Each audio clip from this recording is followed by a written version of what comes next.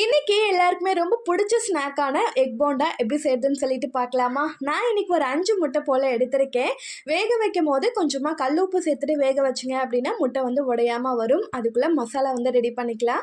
ஒரு பாத்திரத்தில் 1 கப் வந்துட்டு கடலை மாவு எடுத்திருக்கேன், 1/2 கப் வந்துட்டு அரிசி மாவு எடுத்திருக்கேன், வீட்டில் ரெடி பண்ண மிளகாய்த்தூள் 1 ஸ்பூன் வந்து எடுத்திருக்கேன், கரம் மசாலா 1/4 ஸ்பூன், காஷ்மீரி மிளகாய்த்தூள் 1 ஸ்பூன், தேவையான அளவுக்கு உப்பு சேர்த்துட்டு எண்ணெய் வந்து நல்லா சூடாக இருக்கும் போது ஒரு கரண்டி வந்து இதில் வந்து சேர்த்துக்கலாம்.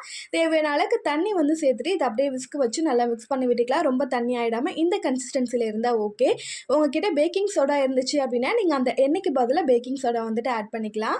முட்டையை பார்த்தீங்கன்னா வெடிச்சு வராமல் இருக்கிறதுக்கு ஒரு 3 கீரல் ஒரு முட்டையில் அப்படியே போட்டுட்டு அப்படியே அந்த மாவில் டிப் பண்ணிவிட்டு நல்லா சூடாக இருக்கிற எண்ணெயில் போட்டு எடுத்தோம் அப்படின்னா ஒரு 10 நிமிஷத்தில் சூப்பராக வந்து எக் போண்டா வந்து ரெடி ஆகிடும். கண்டிப்பாக ட்ரை பண்ணி பாருங்கள். வீடியோ பிடிச்சிருந்தா கண்டிப்பாக லைக் பண்ணிவிட்டு சப்ஸ்கிரைப் பண்ணிக்கோங்க. நெக்ஸ்ட் வீடியோவில் பார்க்கலாம். அது வரைக்கும் பாய்.